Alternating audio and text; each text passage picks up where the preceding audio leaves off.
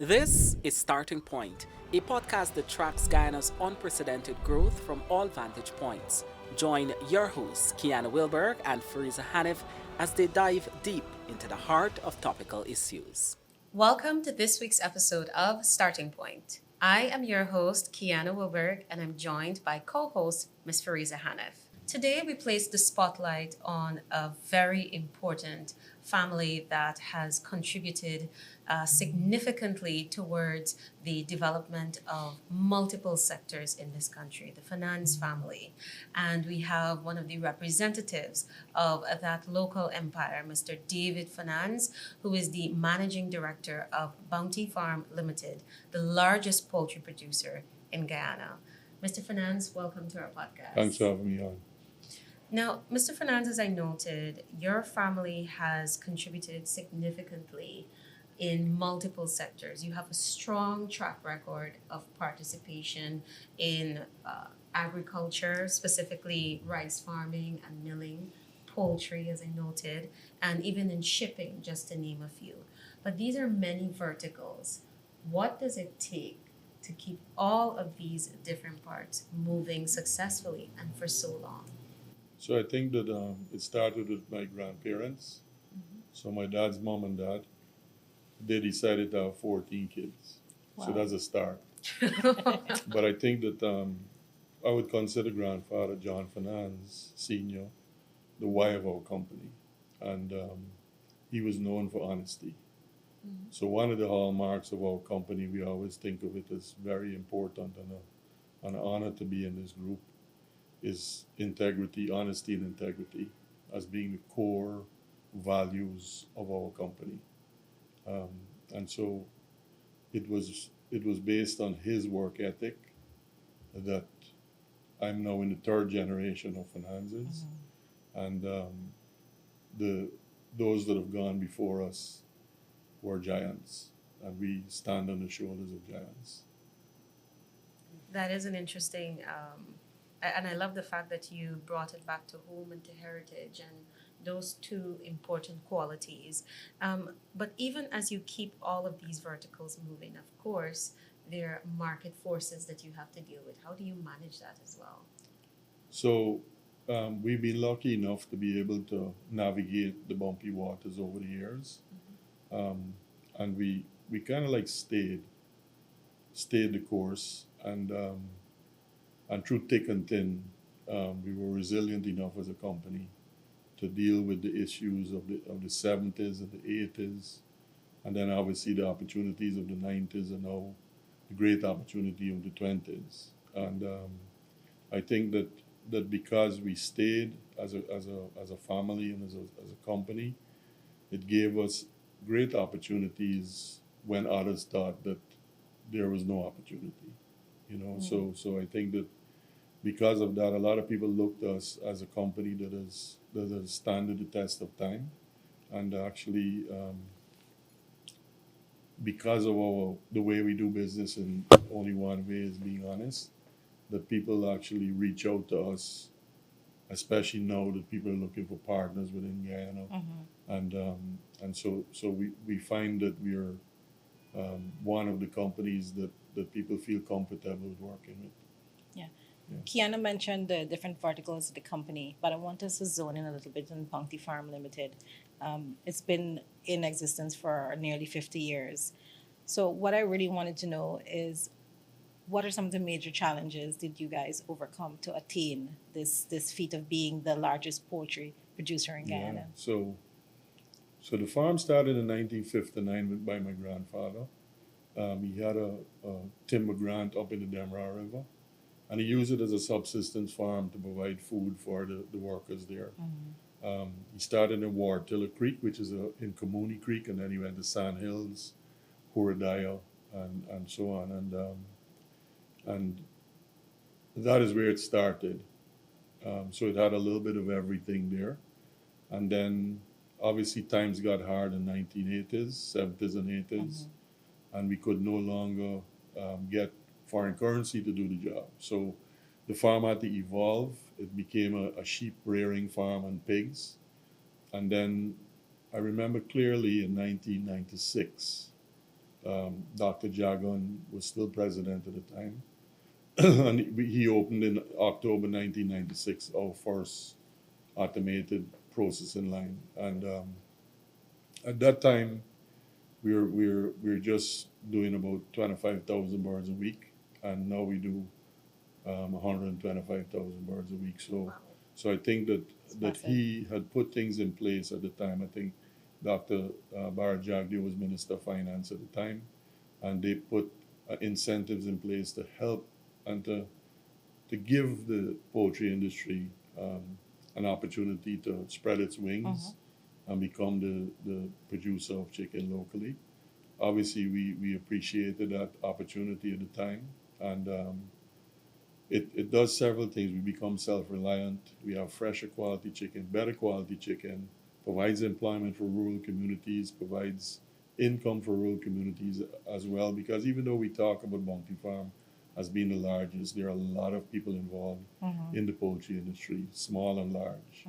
And as I said, when we first started working at Bounty Farm, we did 200 birds a day, 1,000 birds a week, and so that was kind of like our big at the time. Yeah. You know, so you start small and then you grow from there, and we're in a position to be able to do that. Clearly, a lot of things have gone into contributing to making this the largest poultry producer Absolutely. in the country. And what I want to get your opinion on now, how do you view the road ahead for the development of this sector in Guyana?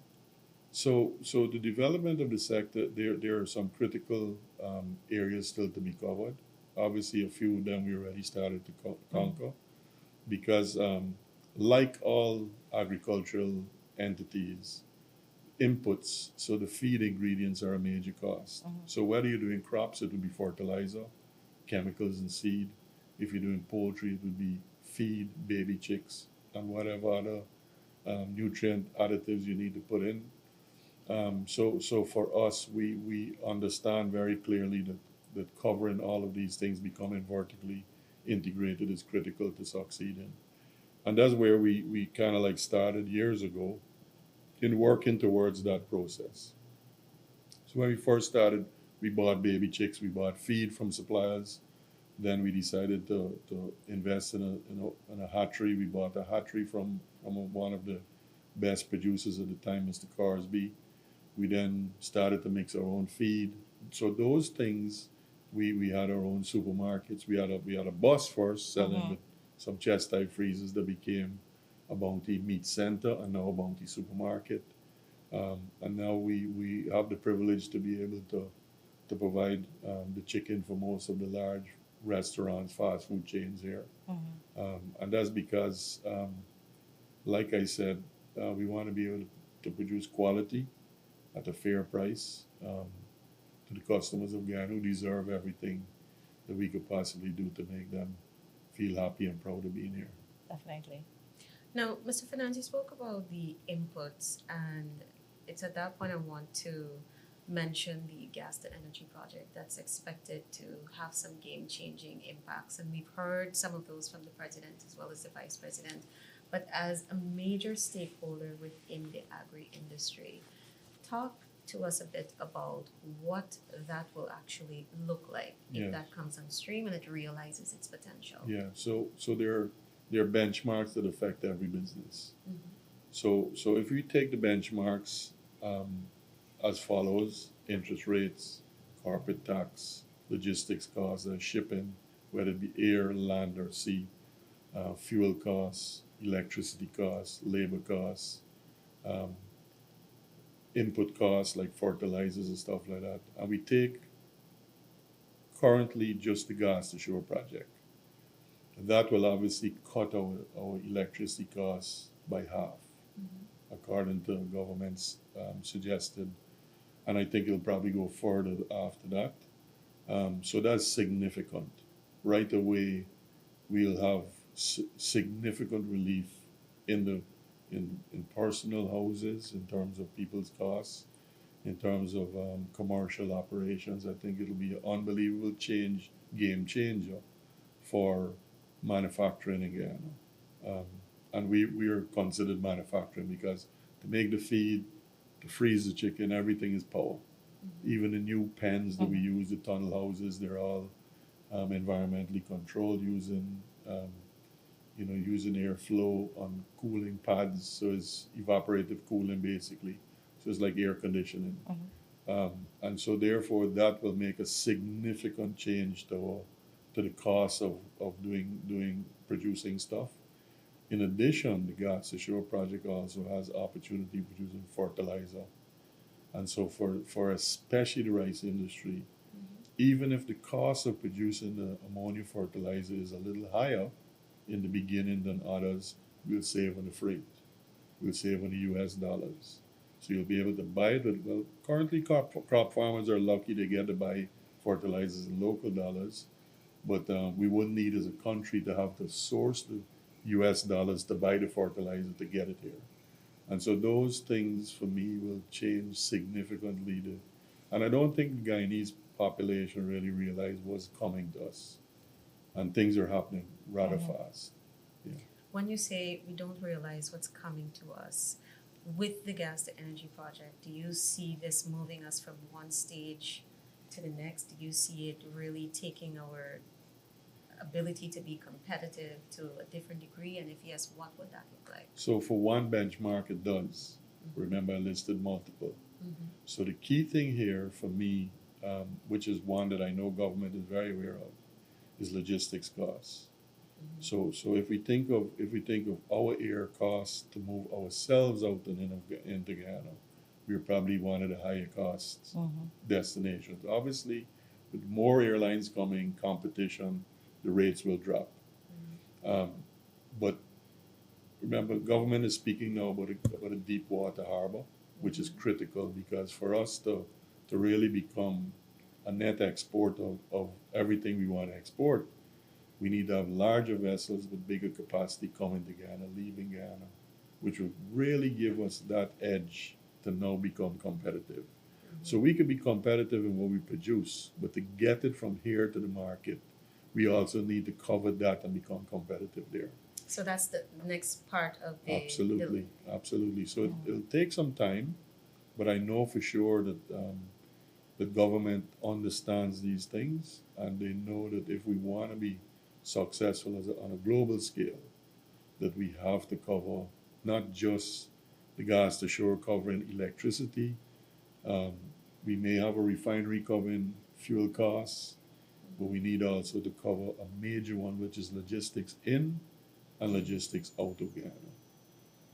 So that's something that nobody has really tapped into the conversation for, Yes. the logistics aspect of Absolutely. it. Absolutely. The biggest savings we have on our Soybean and corn project is logistics costs. So even though our costs of production, because input costs are higher because of logistics costs, Right. our output costs are lower because we save on logistics costs from the US or from Brazil to here. We can carry the grain from Berbice River to the Demerara River at a significantly lower cost. And I'm very Which is happy. key. I'm very happy you brought up that project, because that's one of the things we're going to discuss now. And interestingly, for our viewers, you're sitting in front of the project, the photo that we have in the background. Now, this is a project that the president is very heavily invested in. Wants to see the success of this project. You yourself heavily invested. It started with just 250 acres during the trial run, and then it has blossomed to over 7,000 acres. Now, I want you to walk us through the scope of that investment and how it has managed to support this expansion. Yeah, so we haven't generated profits as yet because in agriculture, it's a slow process. It takes about 3 to 5 years to really succeed. We would have done the trial in 2021. Correct. On a friend's location at Dubalay, 115 acres. And then we got lands from government in 2022. And I think that obviously the president had reached out to us in 2020, late 2020, and said, I have an opportunity to give you. And he said, would you be interested in planting corn and soybean? We weren't necessarily of the opinion we had evolved as a poultry industry to be able to tackle this. But as Richard Branson always says, if someone gives you an opportunity, say yes, and then try to figure it out. Because the opportunity doesn't come again. Correct. Because if you say no, he'll give someone else the opportunity. So we said yes. I think he trusted us and our ability to do it as a team. We are competitors, some of us in the consortium, but I think we all represent Guyana, and we'll do everything to defend and to make help Guyana grow.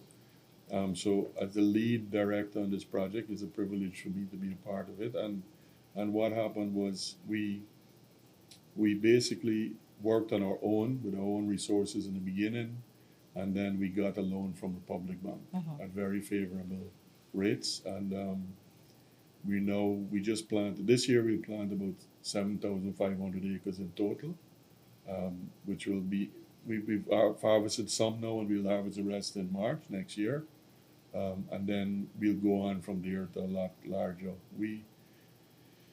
We have the capacity at our farm to do about 15,000 acres, and we'll be greater than 50% of that by 2026. By 2027, we'll probably be planting the full land given to us. So that's what we can expect, like full maturity of the project. So we'll be stabilized in terms of land available to us, but it's not the end of it. If we do a good enough job, we'll probably seek some further support of other lands in close proximity that we could expand it. Because the idea is to be able to become self-reliant, self-sufficient, best quality product, save on resources, provide employment, all of the things that are necessarily work in harmony with the environment. So part of our core values is we will not deforest lands. We use only the savanna lands available, which are not necessarily the best quality soils, but we've been able to work with it and develop it in a positive manner. And I think that we'll become an exporter probably before 2027 of grain. To what extent it is left to be seen. We're not the only company doing this, so I'm very excited that others will follow us, and some have already, and together we'll do it. Where we can become, at least in the region, an exporter of grain to the Caribbean in a very short time. Just to get a quick follow-up on that, how much has been invested thus far? As Teresa noted, this has been really a progressive expansion. Yeah. How much has invested? So we've invested so far in excess of 10 million US.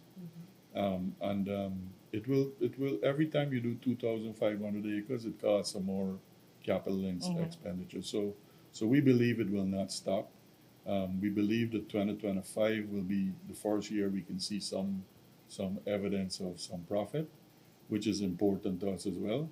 But we know in agriculture you never expect for the first 3 years that you'll make any money.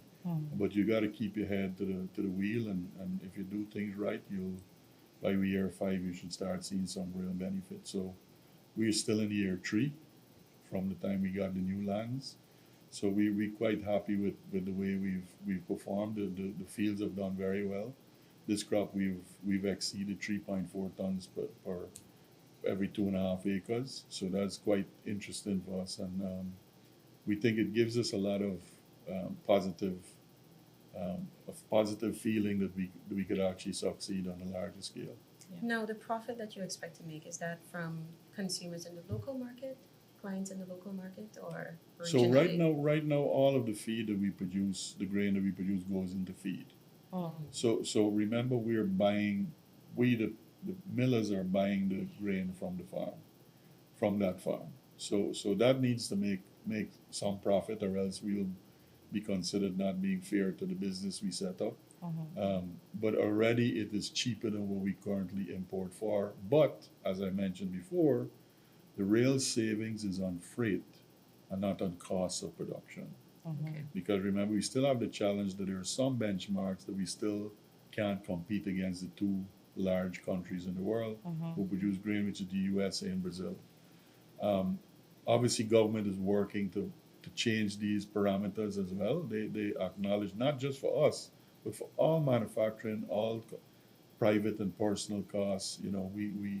If we could get fuel costs down, if we get electricity costs down, if we could get corporate tax down, if we could get logistics costs down, those will be in harmony with the gas to shore project that carries electricity down. And I think that if we could get those parameters corrected, we'll be able to compete against the best in the world. Now, I know that we spoke extensively there about this important project, but on a much larger scale, the government is pursuing a plan of diversification, implementing that plan. What are your thoughts on how the government is progressing in this regard? And I ask this against the backdrop of criticisms that we've heard from some quarters that the focus has been mostly on oil and gas. But as a stakeholder in the sector, what is your perspective on it? I wouldn't say government's focus is solely on oil and gas. Oil and gas gives us the opportunity to do everything else. And I think that Guyana's economic base for generations has been agriculture. Some mining, whether it be bauxite or gold and timber, because we could consider all three of them extraction. But I really think that government is thinking about multiple things or having to think about multiple things all at once. So infrastructure development, security, education, health, and then also how to navigate, in an agriculture sense, the world market situations that affect us both positively and negatively from time to time. And now we see we're in a bit of a dip if I think about rice. The world market price has just fallen out to the bottom. This was not so during COVID. During COVID, the Indian country of India, held its grain in stock, and that shot the prices on the European market through the roof. So rice industry was buoyant with those prices, and now the Indian government has now made a decision to release those stocks of rice onto the market, as well as other Asian countries. But those movements are significant, and they have a tremendous negative impact on farmers and also millers, and also the ability of the country to export. So I know for sure the government is quite aware of this. We had the same challenge when Venezuela was buying our rice at a very favorable price, and then in 2015 or thereabouts, it stopped buying the rice. Right. So you had nowhere to sell this rice in the short term. That put a real pressure on the industry as well. But obviously, different geopolitical and also health as a world, because COVID really changed the game for all of us. When we first did our project plans, the price of soybeans on the world market were almost double what we currently get for it. So we would have done an economic analysis and a financial projection on numbers that were not what we currently have. But that's just how it goes, you know. So the challenge now is for government to articulate a position of how they will be able to help to cushion this blow to the farmers as well as the millers, to be able, because we need to continue to, because it's critical. One of the things I really felt proud of being Guyanese is that when COVID hit, we could feed ourselves. Correct. As a nation. There was very little that we needed to bring. Okay, government did a great job of not stopping imports to help to service and support these agricultural entities, but we as a country should realize that we are kind of lucky in our ability to provide food for ourselves. The only country in the world to be able to do that, as a matter of fact. Yeah. We have a few gaps, but those gaps may be salt and matches. Everything else we have. Indeed. Now, I want to pick your brain a little bit, Mr. Fernandes. The government is introducing an SME development bank, and it's going to come on stream next year. As someone with a wealth of knowledge and experience in the business sector, what areas would you advise young entrepreneurs and emerging entrepreneurs to focus on? Which areas or sectors should they tap into? Yeah, so I think it's a fantastic opportunity.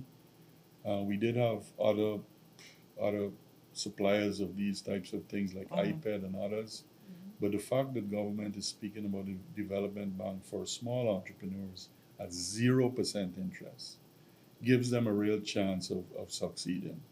When the rates are so high, 15, 20% interest, there's no way that a small entrepreneur could actually reap the benefits of competing at the same time making money and try to pay the bank. Correct. So this is fantastic. I hope that young people in Guyana understand that the importance of being loyal to your commitment to paying your loan off is critical to you succeeding. And I think that that's one of the things that my grandfather benefited from because he was known for his honesty. So to get access to credit was not a problem. We benefit from that. So we as John Fernandes Group of Companies have great relationships with the banking sector.